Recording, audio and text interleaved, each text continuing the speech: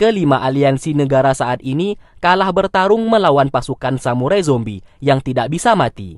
Namun sesaat, pasukan samurai zombie tiba-tiba berhenti dan 5 aliansi negara tidak menyangka Azule berhasil membunuh penyihir Sahan. Alhasil, mereka semua bersorak atas kemenangan tersebut.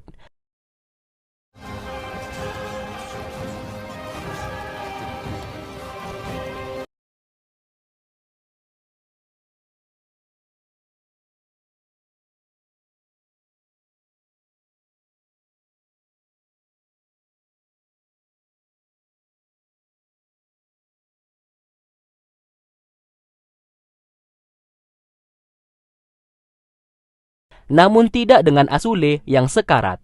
Jenderal Shi, Jenderal Bai Yi, dan semua pasukan mengira Azule telah mati. Namun sesaat, Azule masih hidup dan bisa bergerak, yang membuat mereka sangat senang.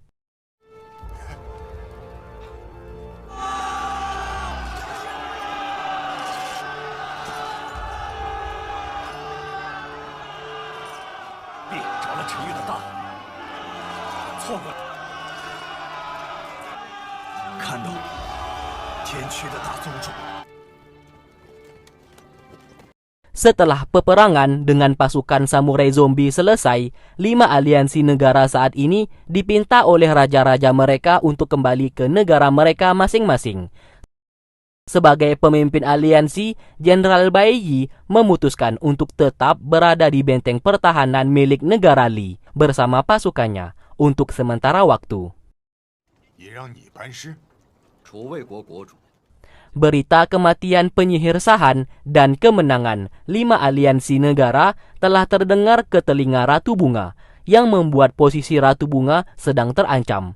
Karena Raja Bai Li sudah tahu kebusukan Ratu Bunga, yang ternyata sengaja bekerja sama dengan penyihir Sahan untuk menghancurkan 5 negara saat ini, supaya negara Yin miliknya yang paling berkuasa di dunia. Raja Bai Li akan tutup mulut mengenai semua masalah ini, namun dengan satu syarat. Ratu Bunga harus menjadikannya penasehat negara Yin dan memberikannya status yang tinggi. Sementara itu, Yuran bersama Tuan Sang telah tiba di suku Yu. Namun justru mereka melihat orang-orang suku Yu sedang disiksa. Keadaan suku Yu terlihat telah hancur rata dengan tanah. Hal tersebut membuat Tuan Sang merasa tidak percaya mengenai apa yang ia lihat. Lalu, Bibi Yu Yi mendapatkan surat yang mengabarkan kalau suku Yu telah dihancurkan rata dengan tanah. Yu Yi tidak peduli akan hal tersebut. Yang ia lebih khawatirkan saat ini, Yuran berada di sana. Oleh sebab itu, ia pun menceritakan semuanya itu kepada Raja Bai Li dan meminta izin untuk pergi menyusul Yuran di suku Yu. Raja Bai Li mengizinkannya, dan ia akan mengutus Jenderal Toba untuk menemaninya pergi.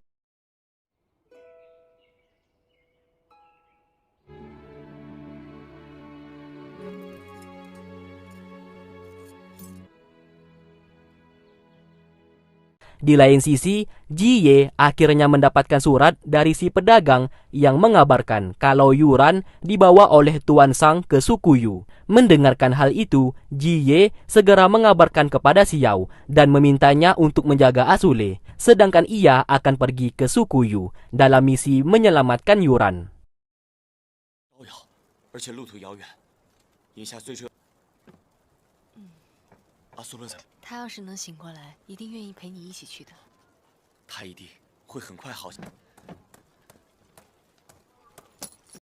Jenderal Shi bersama keponakannya kembali ke negara Tang dan pulang ke rumah.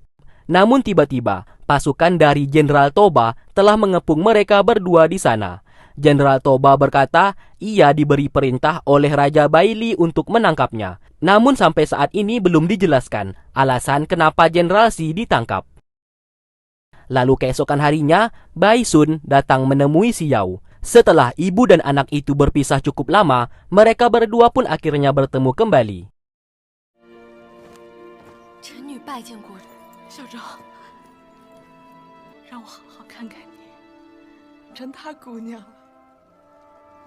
Mereka pun lanjut mengobrol di dalam. Sesaat, Bai Sun, sang ibu, memberikan sebuah barang milik Kaisar Reiki kepadanya. dan ia tahu Xiao memiliki hubungan baik dengan Kaisar Reki dan memintanya untuk tak usah kembali lagi ke negara Yin demi keselamatannya. Sesaat, pelayan datang ke sana dan mengabarkan kalau Asule telah siuman. Dengan sangat senang, Xiao berlari untuk menemuinya.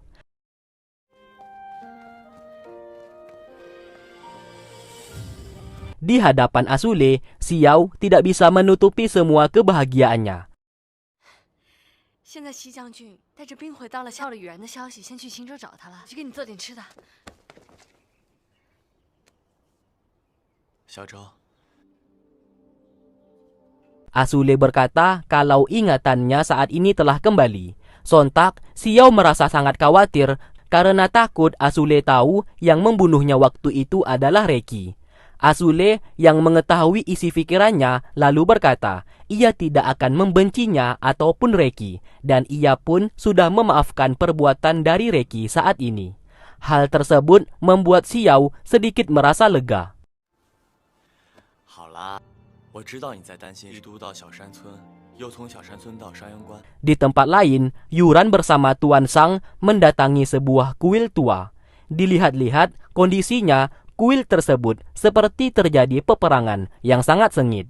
Lalu tiba-tiba, pasukan yang sebelumnya menyerang suku Yu datang ke sana dan berencana membawa Yuran. Merasa nyawa Yuran terancam, Tuan Sang memilih mengalah dan membuang senjatanya.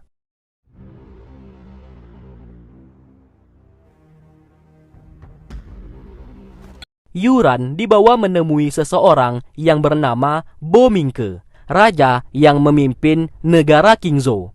Bo Mingke juga yang mengutus pasukan untuk menghancurkan suku Yu saat ini.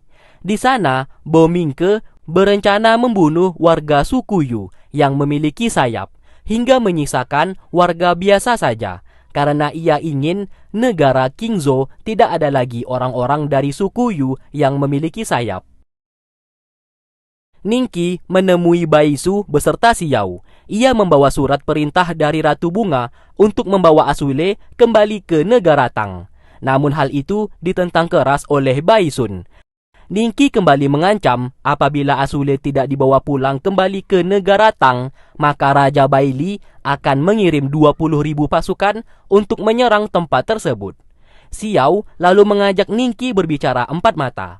Ia berkata, Asule harus pergi ke negara Qingzhou untuk menyelamatkan Yuran. Ditambah lagi, suku Yu saat ini telah dihancurkan oleh negara Qingzhou. Ningqi menjawab, bisa saja Asule tidak kembali ke negara Tang, namun Xiao yang harus menemui Raja Baili dan memohon sendiri. Karena Ningqi saat ini hanya menjalankan perintah saja. Setelah itu, Xiao menemui Asule yang sudah siap pergi ke negara Qingzhou untuk menyelamatkan Yuran. Xiao sangat berat untuk berpisah lagi dengannya. Namun Asule berjanji setelah masalah ini selesai, ia akan kembali menemuinya.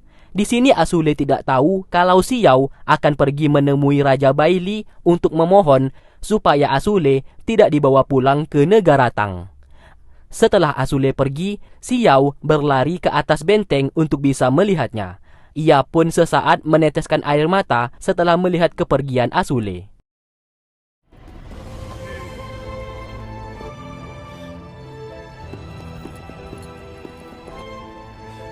Xiao Zhou，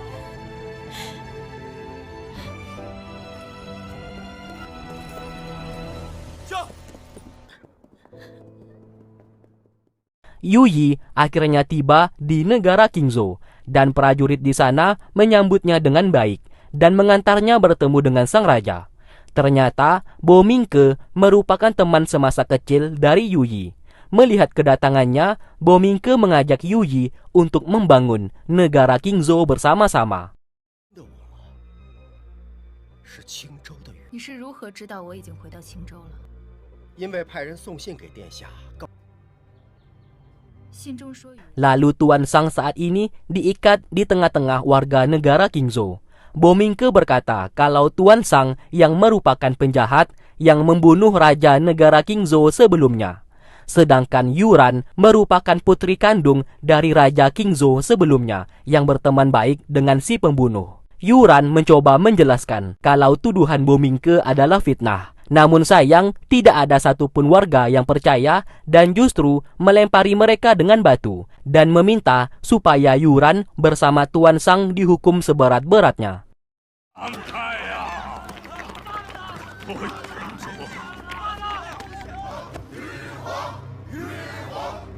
Tepat sebelum dieksekusi, Yu Yi datang ke sana dan berkata kalau Bomingke masih menganggapnya sebagai teman, ia harus melepaskan Yuran beserta Tuan Sang. Bomingke setuju dengannya dan melepaskan Yuran, namun tidak dengan Tuan Sang. Dengan pedang yang ia pegang, Bomingke menebas sayap milik Tuan Sang hingga putus.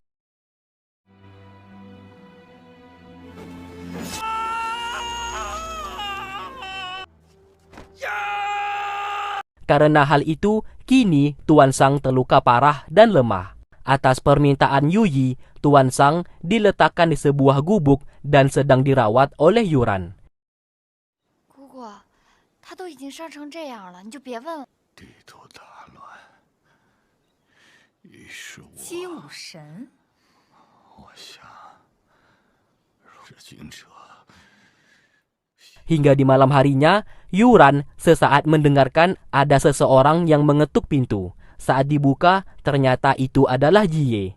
Sontak, Yuran merasa tidak percaya Jiye berada di hadapannya saat ini. Sedih bercampur senang menyatu di hatinya. 我来晚了。晚什么晚呀？老头。 Lalu Jiye bercerita, di saat perjalanan sebelum datang ke sana, ia melihat banyak sekali wanita yang diikat. Tuan Sang seketika langsung terbangun dan menyadari kalau Bomingke sedang mencari seorang wanita untuk dijadikan tumbal agar bisa dijadikan seorang dewa. Ia tahu wanita yang pantas menjadi dewa adalah Yuran, karena ia pernah melihat Yuran menari sebuah tarian saat berada di desa terpencil kemarin. Siapapun yang bisa menari tarian seperti Yuran kemarin, maka akan disembah layaknya seorang dewa oleh negara Qingzhou. Apabila itu terjadi, maka Yuran akan terkurung dan tidak bisa kemana-mana. Ia tidak boleh berteman apalagi menikah, yang membuatnya akan mati secara perlahan dalam kesendirian. Setelah itu, Yuran menemui bibi Yu Yi untuk menceritakan hal tadi. Namun sesaat ia tidak jadi bercerita setelah mengetahui bibinya akan menikah dengan Bomingke. Ia sangat tidak setuju karena Bomingke merupakan pria yang sangat jahat. Bibinya menjawab pernikahan tersebut merupakan sebuah rencana yang nantinya dapat menyelamatkan Yuran beserta yang lainnya dan menyelamatkan suku Yu mereka. 那成婚不就是要跟喜欢的人在一起吗？还是跟在南怀一样这么幼稚呢？这么多年就是在等待着这一刻，现在这个机会来了。伯敏克，用东路，早点离开。 Singkatnya, Jiye bersama Yuran hendak pergi meninggalkan negara Qingzhou yang dibantu oleh pasukan yang disuruh oleh Yu Yi. Di saat hendak menaiki kapal, pasukan negara Qingzhou datang menyerang mereka atas perintah Bomingke. Pasukan itu harus membunuh Yuran. Jiye seorang diri menghadapi pasukan tersebut, namun ia kewalahan melawan pasukan yang begitu banyak.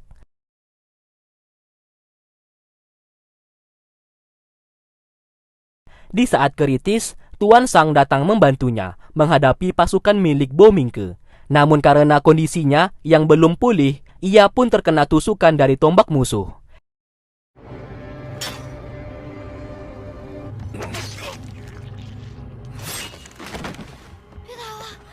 Jiye bersama Yuran segera membawa kabur Tuan Sang. Namun karena luka yang cukup parah, tidak mungkin Tuan Sang akan selamat. Mereka pun berencana akan pergi ke negara Yin.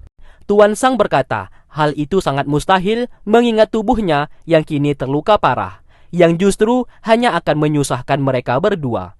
Ia pun meminta mereka berdua segera pergi sejauh mungkin, dan pada akhirnya Tuan Sang tewas di tempat. 你坚持住好不好？这是不是使君者？你记不记得，是你把我带到青州。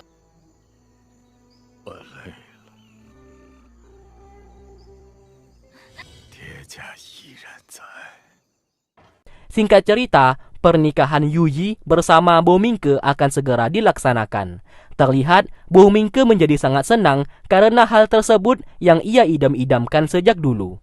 Sesaat, Yuyi hendak membunuhnya, namun hal tersebut berhasil dihentikan oleh Bo Mingke. 为什么？不重要。 Tak lama setelah itu, pasukan yang menggunakan topeng masuk ke dalam ruangan itu dan berhasil melumpuhkan Bo Mingke, yang dimana semua pasukan itu milik Yuyi.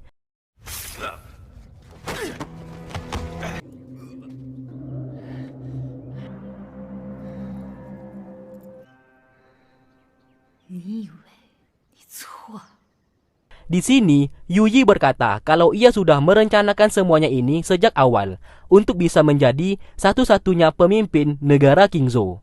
Lalu setelah itu, dengan pisau yang dipegangnya, Yuyi segera membunuh Bo Mingke hingga meninggal. 是的。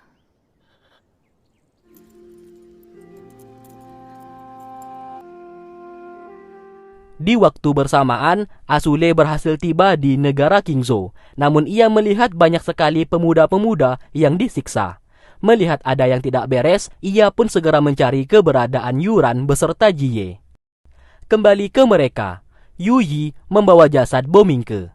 Yuran bersama Jie melihat semuanya itu dan menjadi sangat terkejut karena Bo Mingke ternyata sudah meninggal. Di hadapan penjabat istana negara Qingzhou, Yuyi menyatakan kalau pembunuh raja negara Qingzhou sebelumnya merupakan ulah dari Bo Mingke. Yuyi juga menyatakan dirinya saat ini menjadi raja baru di negara Qingzhou. Atas perintahnya, ia pun meminta semua pasukan untuk segera menghabisi bawahan milik Bo Mingke.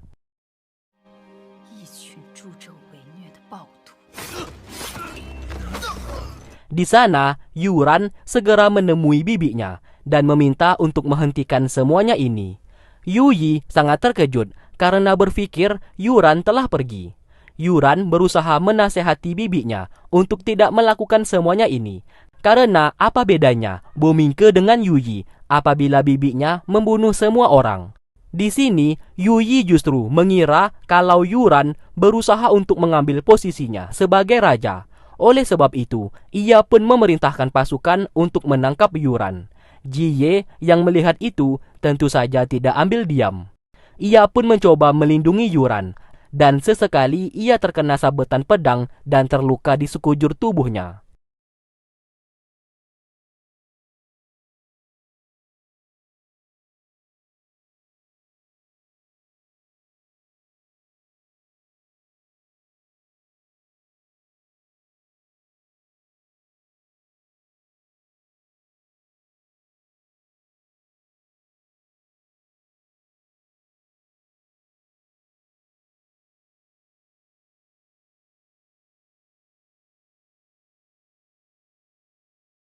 Secara tak sengaja, Yuran melihat orang-orang suku Yu sedang berdoa dan kebetulan malam itu sedang terjadi bulan purnama.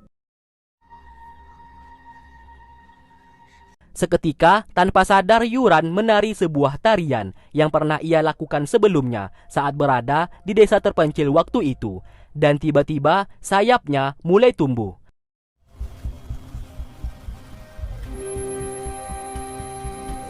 Hal tersebut membuat Yuyi sangat terkejut. Ia pun membawa pedang dan berusaha untuk memotong sayap milik Yuran.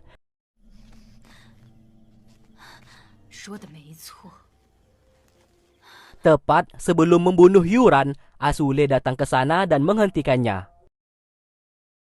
Yuyi berkata kalau saat ini Xiao pergi ke negara Yin untuk menggantikan Asule bertemu dengan Raja Baili. Asule yang tidak tahu akan hal itu menjadi sangat terkejut. Sambil bercerita, Yuyi terus menyerang Asule. Dan di sini Asule tidak melawan, melainkan hanya bertahan saja. Yuran memanfaatkan kesempatan itu untuk menusuk Yuyi dengan pisau yang dipegangnya. Hal tersebut membuat bibinya tewas di sana. Yuran yang awalnya hanya menghentikan tindakan bibinya menjadi sangat bersedih karena tanpa sengaja ia membunuhnya. 我只是想救他们，对不起。这是今天，不要不要，我不要！你看看我呀，好恐怖！ Setelah kematian Yuyi, tempat di istana itu seketika berubah. Akibat Yuran sebelumnya melakukan tarian dewa. Dan seketika orang-orang suku Yu beserta penjabat dari negara Qingzhou langsung sujud di hadapan Yuran. Dan mereka semua meminta Yuran untuk menjadi pemimpin mereka saat ini.